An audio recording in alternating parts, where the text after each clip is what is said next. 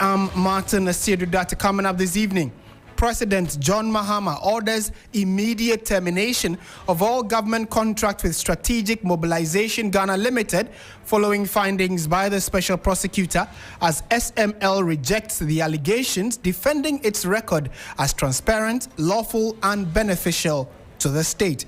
We'll dig into the specifics for you in a jiffy.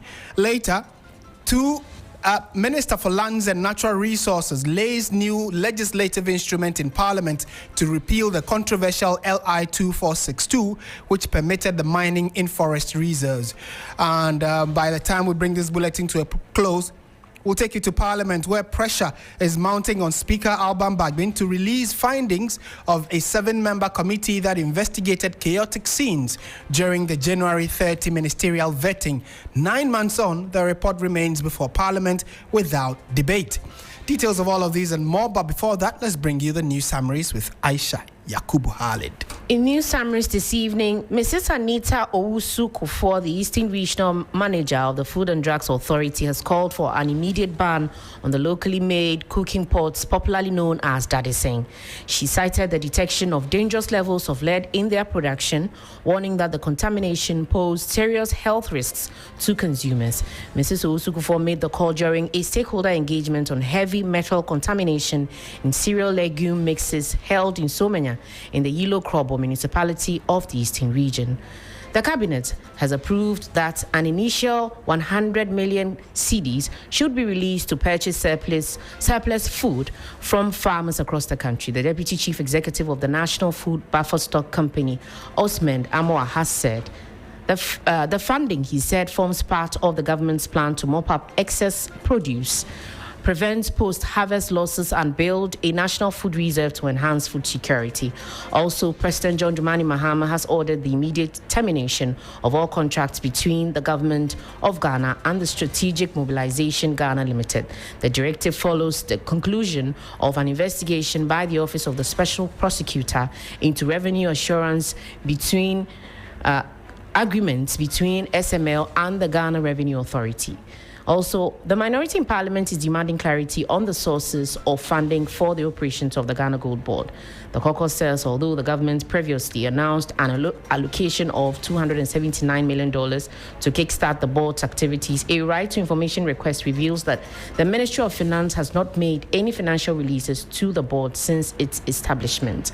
This, they argue, raises serious concerns or questions about how the institution is currently being financed. And that's all for the summaries this evening, Martin. Thank you very much, Aisha, for the summaries. Let's go into the specifics now. And President John Mahama has ordered the immediate termination of all contracts between the government of Ghana and Strategic Mobilization Ghana Limited, SML. The directive follows the conclusion of an investigation by the Office of the Special Prosecutor into revenue assurance agreements between SML and the Ghana Revenue Authority. In a letter signed by the Secretary to the President, Dr. Callistus Mahama, and addressed to the Minister for Finance, Dr. Kesalato Forson, the President instructed that immediate steps be taken to end all existing agreements involving SML. The OSP's investigation, led by Special Prosecutor Kisei Jabing, uncovered alleged procurement breaches, contractual overreach, and questions over value for money. Mr. Jabing said that the probe found no genuine need for SML's engagement, describing the contracts as products of self-serving official patronage and promotion based on false and unverified claims. Meanwhile, SML has rejected the allegations by the Office of the Special Prosecutor suggesting irregularities and underperformance in its revenue assurance contracts with the Ghana Revenue Authority.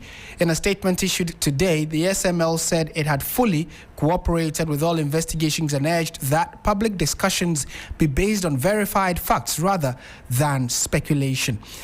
Let's now give you the full details of what is contained in that rejection letter, more or less, that we have received from Strategic Mobilization Ghana Limited, SML. Joining me in studio is the birthday boy, Dennis Pwaberi Wedam Esquire, to help us understand the specifics of what is contained in the letter by SML. Dennis, good evening. Thank you for your time and happy birthday to you, man. Thank you, Martin, and a pleasure being here, Martin. Right. So, So we know the backstory, and as early as yesterday, the special prosecutor gave us further details of business deals that we were expected to have had between the Ghana Revenue Authority and SML. And the bottom line of what the OSP said was that there were irregularities, monies have been paid and should be recovered, etc. SML is seeking to give their side of the story. What is contained in their statement? Precisely so. So SML is fighting back strongly because they are under fire for this particular contract between themselves and the Ghana Revenue Authority in respect of what has become known as revenue assurance contract. Now, SML is specifically responding to the comments that were made by the special prosecutor yesterday, where he had made certain allegations and insinuations and also giving indication on how they were progressing into the future. But SML says that they've issued a statement dated today, and it is titled, SML, Facts, Not Rhetoric, Should Shape Ghana's Revenue Debates. Now, they go on to say what, according to them, is a clarification of the matter, starting off by quoting what their lead counsel had said by indicating, and quote, that we will present all relevant documents before the appropriate authorities. We remain proud of the work done, the controls that govern it, and the measurable value created for Ghana. Now, beyond that, they've gone on to specifically respond to some of the issues that were raised, including, one, the ownership and independence of the company SML, because there were insinuations that there are some faces behind the company, and those faces are politically exposed or former government appointees. They respond to that point by saying that SML is a wholly Ghanaian-owned company, private company, that it's duly incorporated under the laws of the Republic of Ghana. Its directors, shareholders, and beneficial owners are publicly registered with the Register of Companies. No current or former public official owns, controls, or patronizes SML. Assertions suggesting political or public office ownership are inconsistent with the corporate records. You do recall that the SP had indicated that Ken Oforiatta is the mastermind behind SML. This in part responds to that particular statement that was made by the special prosecutor. It also talks about the scope and the nature of the services by detailing exactly what they were doing, which part of the contract was executed, which part of it was pending, for which there still exists a contract, which we are now learning that the president has ordered that that part of the contract, which is still pending, be terminated. So they also go on to now talk about performance and verification. The larger part of the conversation has always been that SML was paid for no work done. They're arguing strongly that for every money that they received, there is performance and verification for which they were paid. So in part, they say all payments were tied to verified deliverables and measurable outputs, that oversight mechanisms including technical validation, data and report reconciliation, and documentary confirmation before any payment was made. So that is in respect of the allegation or the claim that they received money for no work done.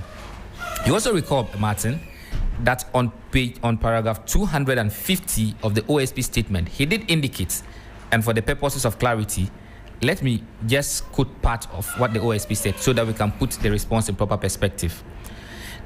OSP says, further, the OSP can neither choose nor recommend contractual partners for public institutions. Therefore, if in the estimation of the Minister of Health and the Ghana Revenue Authority, they are desirous of retaining SML in other areas of revenue assurances, then critical needs assessment should be done. It goes on and on. In essence, saying that, yes, you can continue to do business with SML. However, in doing so, you need to comply with certain things that they had not complied with in this particular one. Now, in respect of some monies that were supposed to be recovered, the Attorney General said, sorry, not Attorney General, the Special Prosecutor says they were going to recover some 125 million from SML because that money was unearned money. SML responds in their point 4 by saying that SML questions the basis of the reported 125 million to be recovered by the state, as evidence on record clearly indicates otherwise.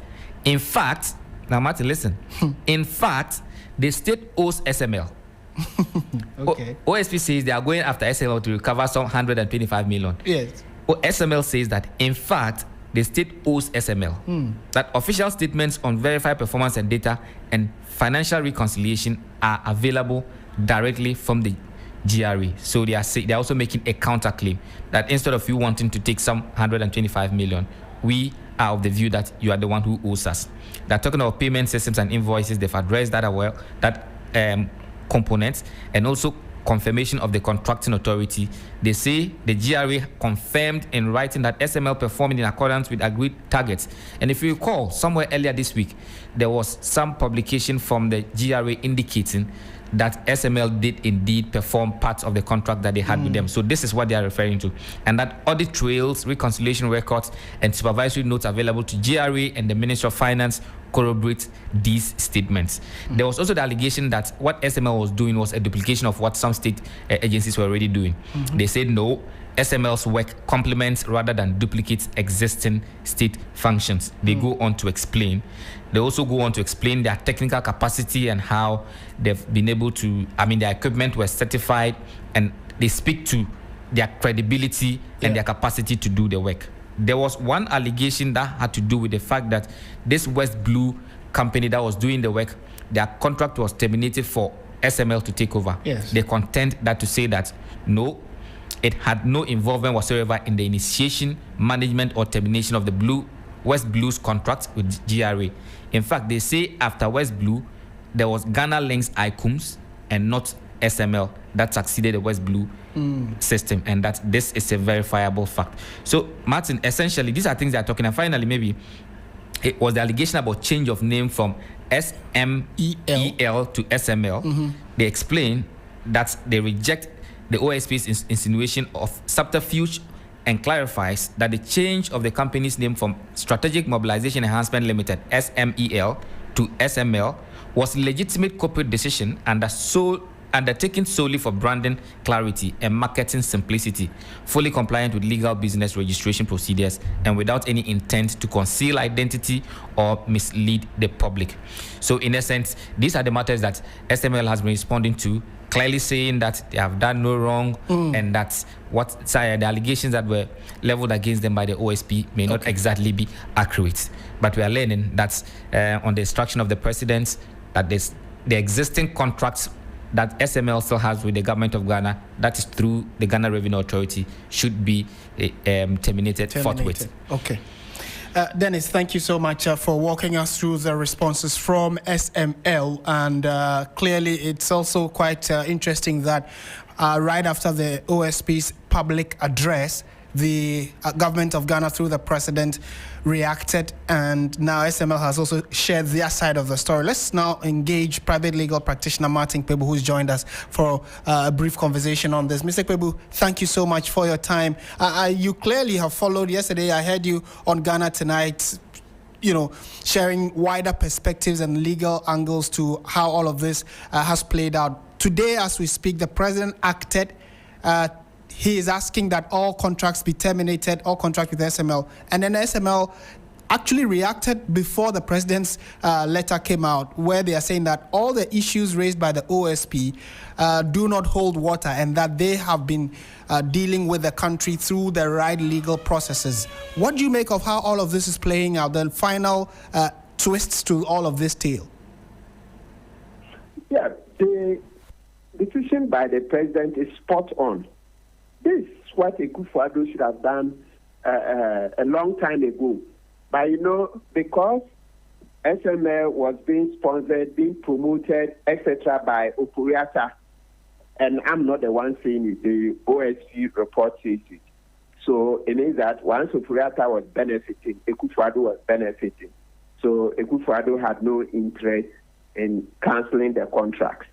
That's the whole thing. If you read the OSP report, it says that Opuriata kept promoting, and making false statements to other institutions that SML is good at this, SML is good at that, has a track record in this, the various transactions. I'm talking about the audit verification transaction, external price, verification, all the other things. once Oforiatta was saying those things, he was saying those to his benefit. And once Oforiatta was benefiting, that's Akufo-Addo benefiting. And so it's easy to understand why Akufo-Addo didn't cancel the contract. So we are grateful to President Mahama for doing that. We just hope that eventually these investigations will lead to how Akufo-Addo himself also benefited directly. Because now that Oforiatta is in the loop, he's been shown that he was the promoter-in-chief, etc. Automatically, we should be headed to Akufo-Addo because Akufo-Addo will not let this continue if he wasn't benefiting. And Martin, look, one thing we should be saying that the report was clear. And even before the report, let's go with the video. Pictorial evidence. They say a picture is worth 1,000 words. You watch the documentary. Christian Soti is asked, do you do audit verification, all those things? They said, no, we don't do that. You watch playback. It's not like somebody, he says, she says. You see Christian Soti, an interview he was informed about weeks, if not months, that he was arranged. So he knew that it was Manasseh coming. And so if you know that Manasseh is coming to interview on such a matter, you better be prepared. Yet when they asked him, does the company do these things? He said no. Have he saved government of Ghana billions of money? He says no. So what were we waiting for again? And the Akufo-Addo, what were we waiting for again? You just played the video. So it just showed you how the Akufo-Addo's administration was just, milking the public purse illegally, just taking our money, or that they chop am nyafu. The man says so to the cameras. Do you do this business? They say, no, we are not into that business. Right. And yet they were being paid. You read the report, then it shows you how Oforiatta wrote that controller should pay. And they kept paying, even when SML had not presented any reports on work done. Right. The contract says before SML is paid, they should present a report on the work done for verification, etc., and present invoices. Same was not done. And yet, because Oforiatta said they should pay, they kept paying. You see, and Oforiatta kept promoting SML through false statements. Oh, they have expertise in this auditing, that's and counsel, auditing the transactions. So, sorry for cutting, but clearly it tells you that at least, if not for anything at all, the revelations by the special prosecutor actually buttresses earlier things like you are saying we should have known about and the previous administration should have acted much earlier. The current administration's termination order, do you think it should just be like that? We should leave it that way, or beyond the termination, more should be done as in like to reclaim? Okay, so were you expecting, for instance, the letter from the office of the president to also ask that investigations and recuperations be done, or we should just wait, as the OSP has said, he's already given us how much he's going to expect the courts to get from SML, so we should leave it at that? Great, yes. So the second one, the report says that OSP says he's going after the money, right? I see one of the items was about 129 million, yes, etc., right? Yes. So once OSP has already written those in the report, it's okay, because OSP is a government institution. And also, remember, for us in civil society, we sued SML and GRA, etc., over that 1.4 billion last year. But because Oforiatta has fled, it's making service impossible, so it has stalled the case. So even civil society organizations, you see CED, Ben Boati's ATEP, African Center for Energy Policy, the Fourth Estate itself, and some other lawyers, Enyuna Mabuchi, etc., joined in, and we sued about a year ago. So that one will be ongoing. So definitely, we are looking to recover the monies that were have been lost to the state. Okay. Mr. Kpebu, thank you so much. I would have to leave it here for now. We're grateful for your time. You're welcome. Martin Kpebu is a private legal practitioner and has also, been one of the key advocates and individuals who've been asking that the state earlier, much earlier, should have started looking at the contractual agreements between the Ghana Revenue Authority and the Strategic Mobilization Limited, SML. That was even in the middle part of 2024, probably even earlier. But cut a long story short, the special prosecutor yesterday addressed the nation and said that almost all contracts between SML and the Ghana Revenue Authority were questionable, didn't go through the right legal processes. And as we speak, the office of the president or the president of the republic has also waded into it and said that all existing contracts should be terminated forthwith, and clearly gives a backing to what the OSP has found out. And it's also interesting to note that the OSP himself says that he is taking the matter to court, and in the coming days we should be hearing how all of this will be playing out, because there is an amount of 125 million Ghana cedis expected to be recovered from the SML. So we will definitely be updating you or carry you along as all of this unfolds right before our very eyes. You're still listening to 3FM 92.7. This is Hot Edition. We are going on to some other stories this evening having to do with developments in Parliament, because the Lands and Natural Resources Minister, Emmanuel Amakufibua, has laid a new legislative instrument in Parliament to effectively repeal LI 2462, which allowed mining in forest reserves.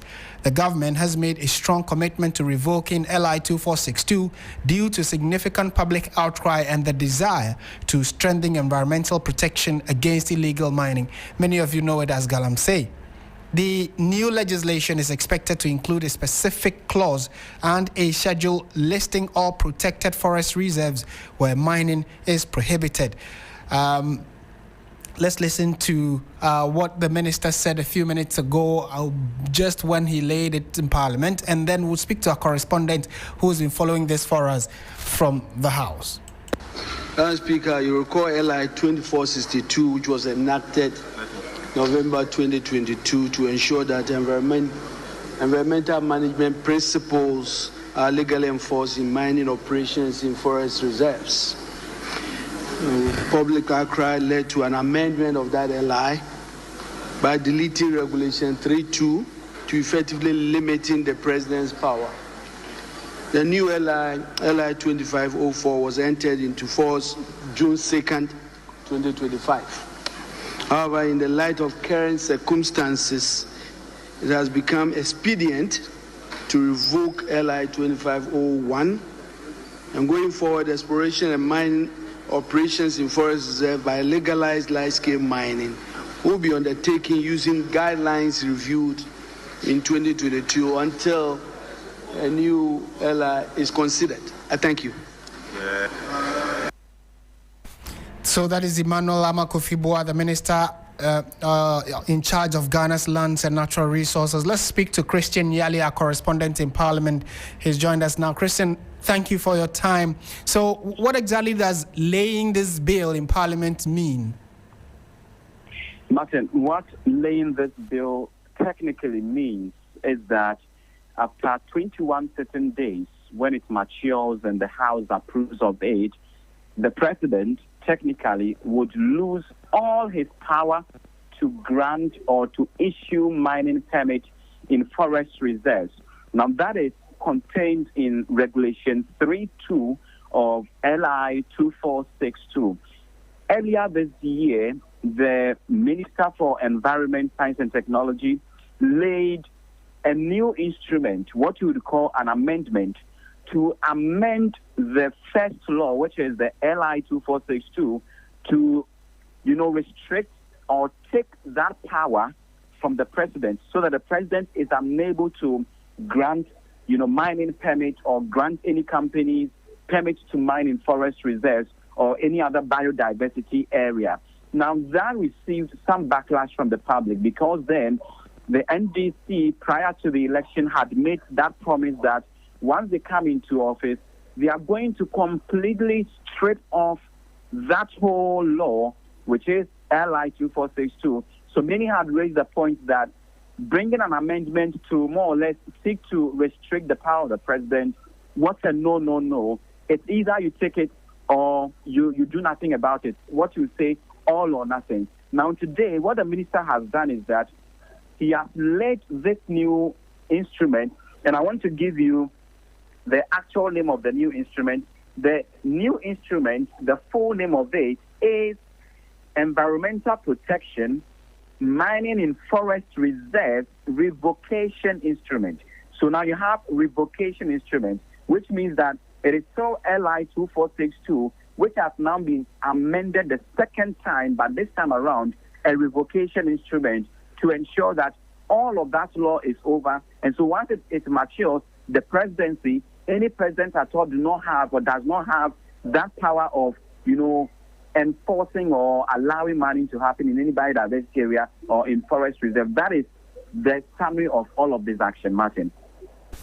Right, and it's quite interesting that earlier they tried amending it, and like you're indicating, it had its own backlash where people say, you promised to take it out, how come you are just going to more or less review what is there? So you also told us that this will take 21 days. Within that period, what is expected to be happening?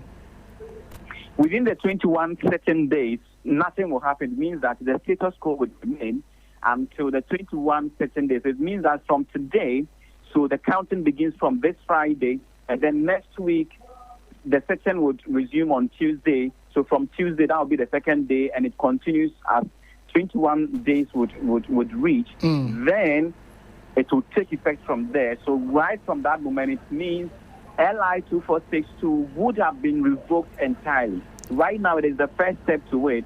So within this period that the counting would begin, the status quo would remain, which means that, on a lighter note, the president can decide that I'm going to grant a mining company a lease or a permit to go to mine in any forest reserve, because the new law wouldn't have taken effect. But once the 21 certain day counting had reached, it means that LI 2462 and then even the amendment 2501, which took place earlier this year, all of them would have been dealt with, all of them would have been revoked, and now we wouldn't even have anything to talk about concerning mining in forest reserves, to even talk about a president having the power to want to even issue mining permits. But finally and briefly, do we know who then now has that authorization to even give a mining permit, not in forest reserves, of course, because that is out, but then the regular mining in concessions?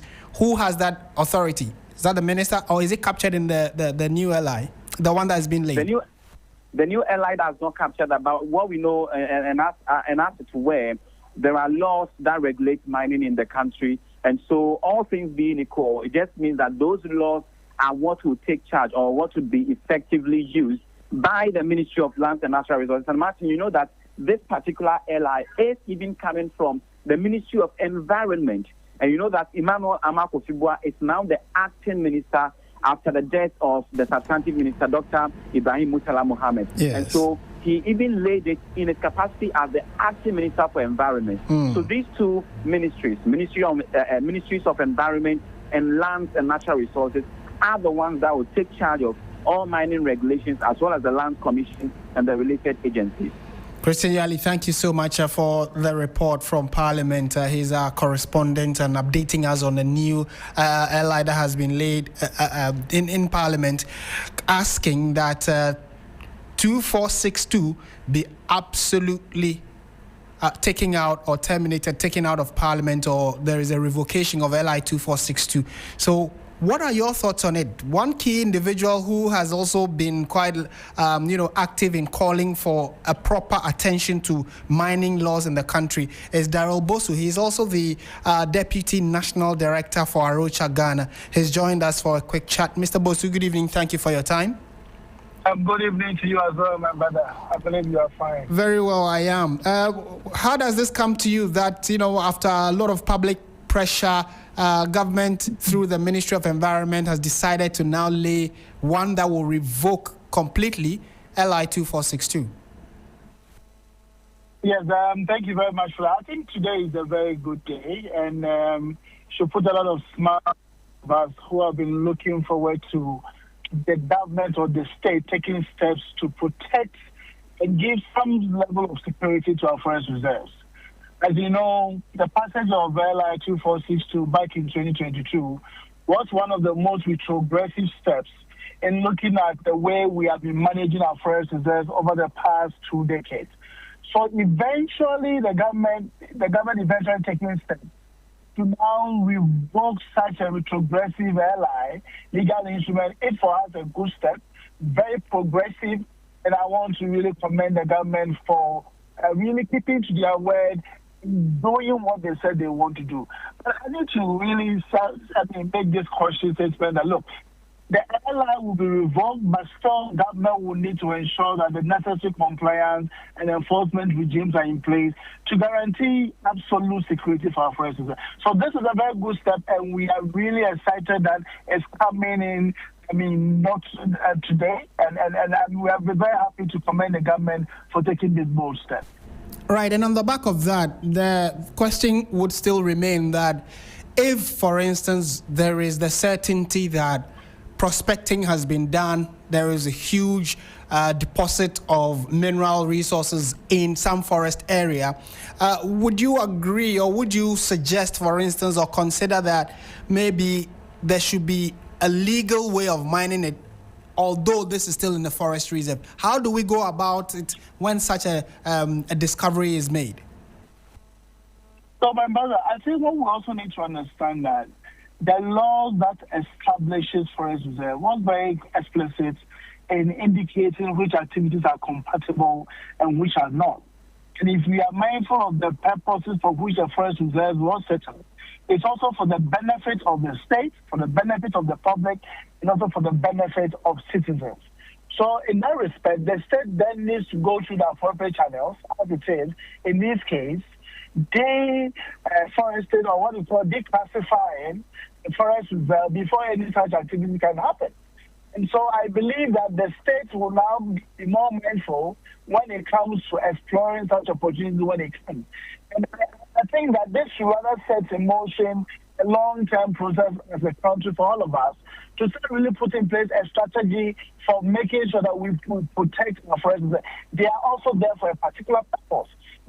The sources of our water, also guaranteeing well-being and welfare, especially emissions reductions and climate amelioration benefits. We really also need to take steps, because if you look at the cost involved in sustaining the economy as a result of clean air and also making sure that the environment is conducive, it will equal to some of the benefits that we are getting from mining some of these areas. So I believe that as a country, we need to do a natural capital valuation, know the true value of our natural resources and forest reserves before we even think about going ahead to do some of these things.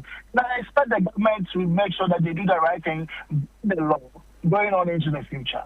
Right, and my final question would be that it looks as though the attention largely has been on forest reserves. Very little, or there is the concentration of what's happening in our forest reserves. But water is life, and is it your assumption, or should it be our assumption, that because there's a specific order protecting our forest reserves, it by extension is going to cover the water, our rivers as well, because that's where we can see clear devastation when it comes to the water bodies? I agree with you. So I agree with you, and it's not that nobody cares about our water bodies. As you know, we have the buffer zone policy, which sets boundaries for how far you can get to or operate within certain rivers and streams in this country. It's a policy, so we have not seen a very effective implementation of that.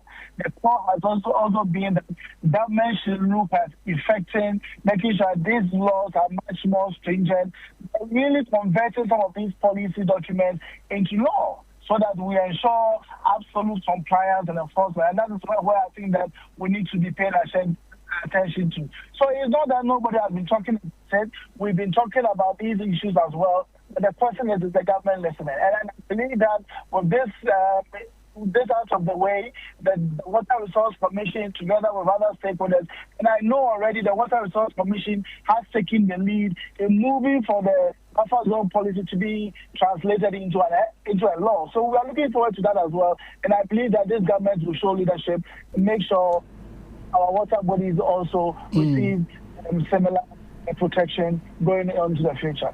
Mr. Bosu, thank you so much. And my takeaway from your submission is enforcement. Thank you for speaking to us.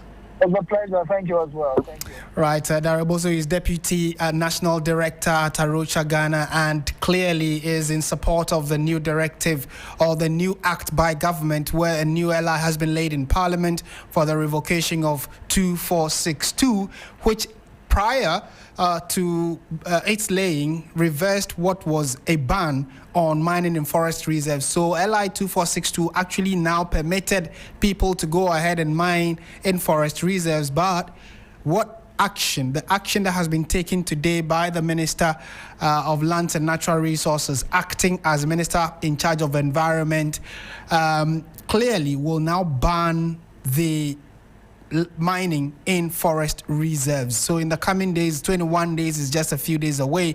We'll see what kind of debate this will generate in Parliament, and clearly you are hoping that it will be a bipartisan understanding that our forest reserves need to remain as forest reserves, and water bodies also in the coming days will see what action will be taken in that regard. This is still 3FM 92.7. You're listening to Hot Edition. I am Martin Asiedu-Dartey. Let's stay in Parliament because the minority in the House is demanding clarity on the source of funding for the operations of the Ghana Gold Board. The caucus says although the government previously announced an allocation of $279 million to kickstart the board's activities, a right to information request reveals that the Ministry of Finance has not made any financial release to the board since its establishment. This, they argue, raises questions about how the institution is currently being financed. Addressing journalists in Parliament, the chairperson of the Subsidiary Legislative Committee, Patrick Boama, called on the government to provide full disclosure on the matter. If you go to the Gold Board's website right now, you will not find anything as contained in the Act. The Gold Board came into being in April. And if April, May, June, July, August, we've gone way past a quarter, so that all this information ought to be there. We hear of Gold Board appointing brand ambassadors, delivering or supplying pickups to institutions and what have you. But what the law requires them to do under Section 42 hasn't been complied with. And it is very, very dangerous, especially where the World Bank, the European Union, and other institutions are talking about where Ghana is headed to, especially in the fight against galamsey. Especially also in the Gold Board's own act, which talks about sourcing and traceability. Where is the Gold Board getting all those gold from? Is it from responsible mining? Is it from small-scale miners, or is it from galamsey sites? The group is also calling for the detailed publication of the board's activities on its official website as required by law to facilitate transparency and ensure traceability regarding the source of its gold. So finally, I got a letter from the Ministry of Finance dated the 29th of October. 29th of October is just 2 days ago. And the letter was signed by the Chief Director of the Ministry. And the Ministry said in simple terms, I'll give you copies, I'll forward it to you, that the Ministry has not received, has not transferred or made any allocation to the Gold Board. So now question now is, how is the Gold Board being funded? That is very, very important. Is it from the central bank? Is the Bank of Ghana printing money to fund the Gold Board? Why must the Bank of Ghana be doing that? Those are questions that I'll leave to you as journalists to unravel.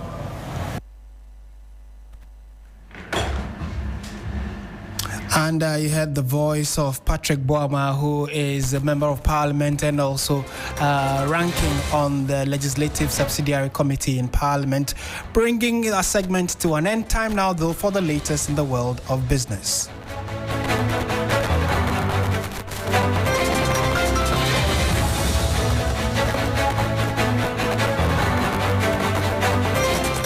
Hello, good evening and welcome to the business segment on Hot Edition on 3FM 92.7 with me, Bismarck. Also coming up tonight, aggrieved NDK finance customers cry foul over locked up funds years after financial sector cleanup.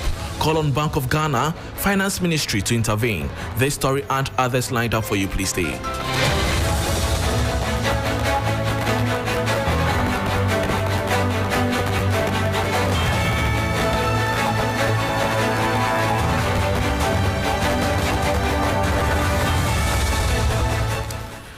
Thanks for your company. Now to the details. Some aggrieved customers of NDK Finance are demanding the release of their locked up funds several years after the government's financial sector cleanup exercise. The affected investors say, despite repeated assurances from the company, they are yet to receive their full deposits, leaving many in financial distress. The following 3 Business News Desk report has the details. It's been several years since Ghana's financial sector cleanup. Yet some customers of NDK Finance say their investments remain locked up. The aggrieved investors tell 3 Business that despite assurances from the company, they have not received the full amounts owed them. One customer, Mr. Buabasa, lamented that although part of his investment has been refunded, a significant portion remains unpaid, leaving him stranded and financially burdened. Another customer, who preferred to remain anonymous, said the delay has made it difficult to cater for her children's education and basic needs.